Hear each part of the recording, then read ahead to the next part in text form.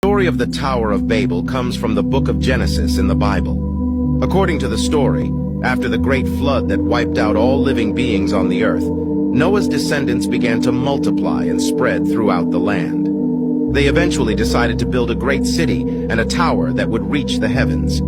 As they worked on the tower, they spoke the same language and were united in their purpose. But God saw their pride and their arrogance in trying to reach the heavens, and he decided to confuse their language so they could no longer understand each other. Suddenly, the people were no longer able to communicate with one another, and they scattered across the earth, forming different nations with different languages. The tower was left unfinished, and the city was named Babel, which means confusion. The story of the Tower of Babel teaches us a valuable lesson about the dangers of pride and arrogance.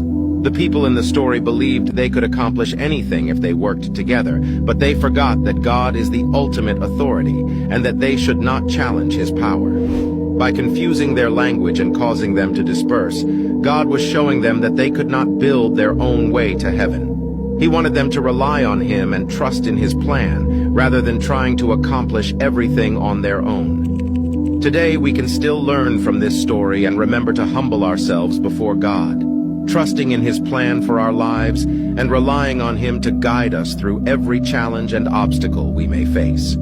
This is the end of this episode. Subscribe for more content.